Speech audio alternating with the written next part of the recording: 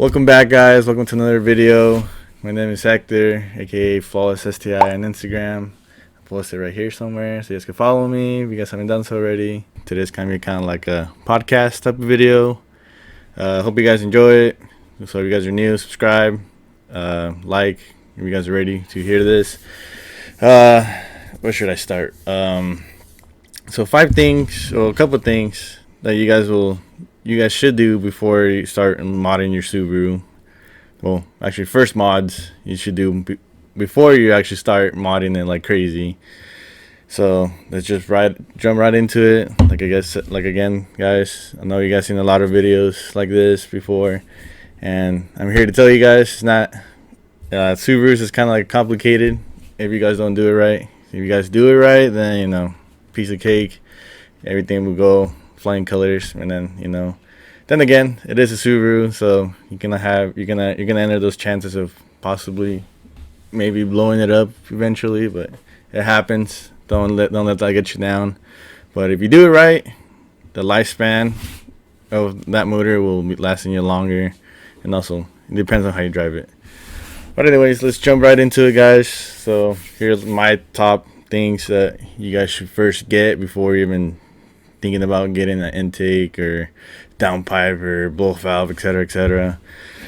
Start off with is the AOS, and probably you guys seen this in a lot of videos. Like I said, AOS is kind of like a main thing you guys really need that will help the Subaru a lot. And get rid of all the oil contamination going back to the turbo or the intercooler and then back in your engine, because then you're just looking for problems at that point.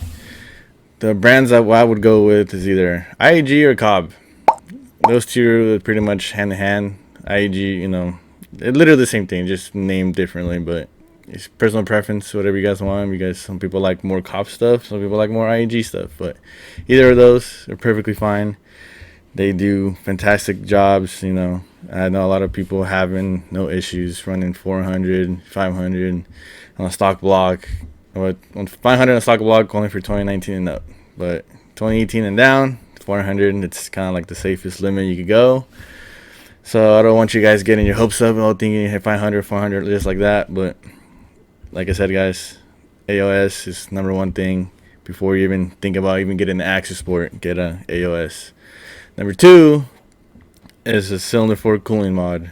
I know that just kind of came out, but it's honestly really helpful, because if you think about it, on the left side of the head you kind of have no coolant passage coming out like on the right side you do, because on the right side it goes into the turbo and whatnot.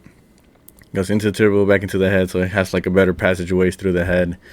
So that's kind of one of the main reasons why cylinder 2 and 4 go out first. I know this from experience. Trust me, I've been through 5 motors already.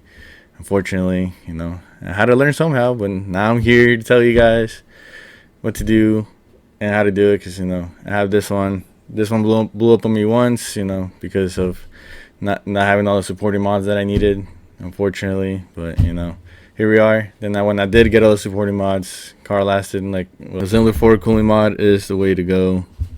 Like I said, it takes all the heat off cylinder 2 and 4, mostly 4, because all the way in the back is literally left alone with no really coolant exit. I mean, it has exits, but it's not like the right side. So if you guys actually put the test to it, there's actually videos on there from Get a Dom Tune. He actually put it to the test. Yes, just go watch his YouTube videos, and you guys will see that that cylinder 4 cooling mod actually helps the left head. And honestly, I've seen the difference in cooling temps, and my car is just running perfectly fine with that. A lot of my other friends have it too as well. So I don't want to see you guys hitting me up later on and like, hey, I need to rebuild. How much you charge? Because then we get into the pricier range, because motors ain't cheap. Trust me. That way thing, I never decided to go build motor until I got this one. But only because, like I said, I got it. It was a super good deal. Could not pass it up. Even though it's not the motor that I dreamed of, building, which I'm still getting to there. But I'm here now. Little capable of pushing a little further than what it was. And then go from there. But anyways, that's another thing you guys should look into. Get a Dom tune is honestly the best one out there that I've seen. I've seen other ones, but they have like plastic T fittings and this and plastic this, like that. But remember, you got coolant running through there. You got like 20 psi running through it constantly and whatnot. So remember, you're gonna have a lot of heat going through there. So get a Dom is the way to go, in my opinion. So that's when we, and then now, number 3 is where we get kind of into the fun stuff, I guess, the power stuff. Number 3 is the Cobb Access Port. That's a no-brainer. I'm pretty sure you guys knew this ever since you were looking to get in a Subaru, probably even a vape. No, I'm just kidding. But, the Cobb Access Port, it's the way to go. It's a pretty good platform where you can start investing and start modifying, and then when you go get Pro Tune, it's easier for the tuner to tune you through the access port.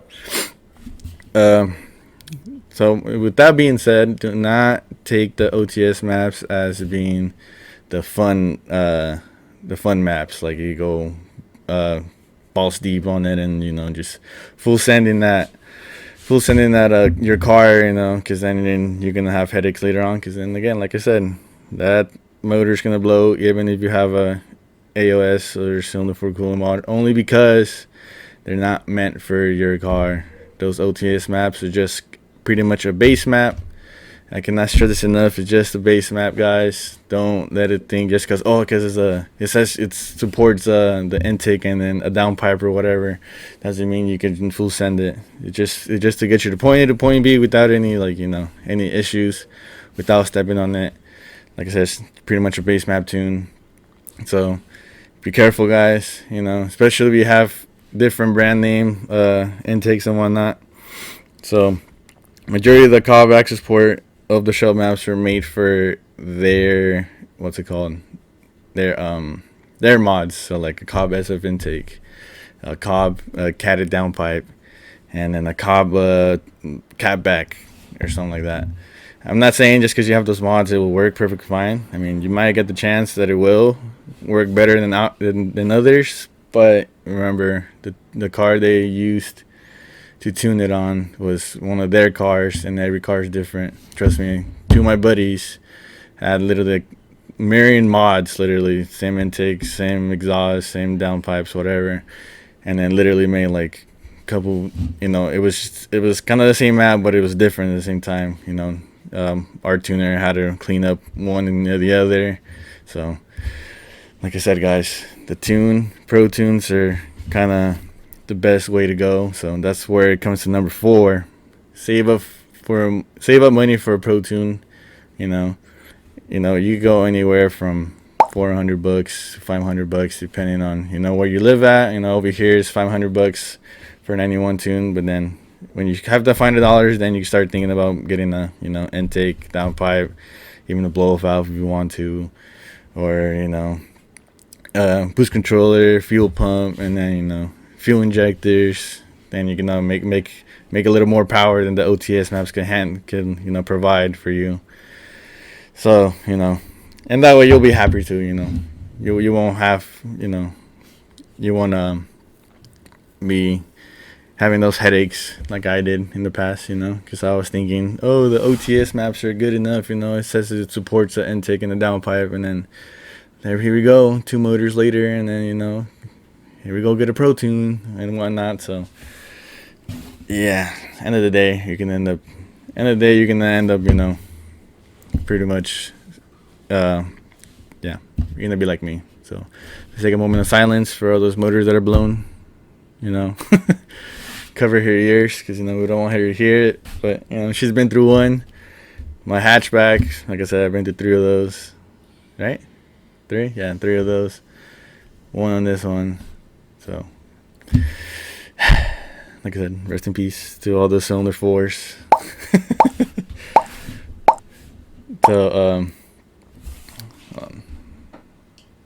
I'll just let it record. That's what I mean, guys. Just save money for a Pro Tune. Don't just full send it. I mean, you can put a cap back on, just call it a day. The Cobb Access Port does have a stage 0 map, which just cleans up the stock tune, which stock tune sucks off the shelf. So I get you guys on that.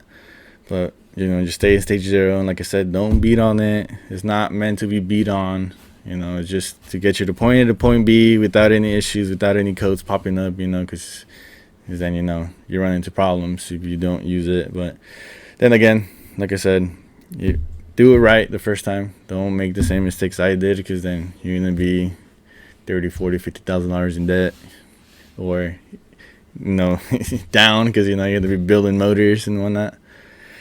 So, it's just a big old headache, guys.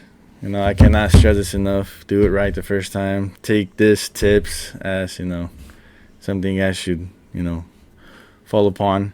Do a lot of research first, too, before you start buying anything, Do research on different intakes, because not every intake is the same.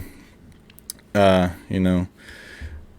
far as, fuel injectors, what size you want. First, set goals. I feel like the first thing you should do is set goals on what power you want, because you don't want to be wasting this amount of money in this power, and then later on having to end up sell it. I mean, of course, if you're planning to go 800 plus, and okay, go baby steps. But if you're planning, like, oh, I want to hit 400 as soon as I get, Pro Tune, start building on it. You could start off with intake, downpipe, headers, up function on the wastegate, front mount or whatnot, 1300cc injectors, all of those simple things, the research you do.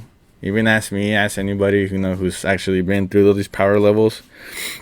So you're not like a lot of people who are just buying 1050s and I max out at 400 horsepower, 450 horsepower, 1050s. Might as well just make the jump 1300s, because then you bought 1050s for like $600. You could have spent another $300 more. Could have had 1300s, and you would have been set for like me. I'm still on 1300s right now. Of course, I'm gonna be maxing these injectors out, but not anytime soon. Like I said, these injectors could probably hold a little more than 500-ish or so. So that being said, like I said, plan ahead before you start buying stuff, because then later on you're gonna be one of those guys who buys something and sells it, buys thing, and then end of the day you're gonna be losing money when you could have put all that money into what you wanted to, and then later on save up to do something better and bigger in the end. So that's all I have for the first mods. I'll get into power mods in another video once you got different power levels and what you guys need. So if you guys are ready for that, like I said, subscribe, hit the bell so you guys know when that video is coming up. Probably gonna be tomorrow. I don't know when I'm gonna have time to upload it, but just think of those things. Like I said, guys, think of what's it called. Just think it through. Don't just jump into it and buying the bait right away. No, I'm just kidding. No, I'm just kidding. I mean, buy the Subaru that you want. They're fun cars when you do it right. They're actually super fun.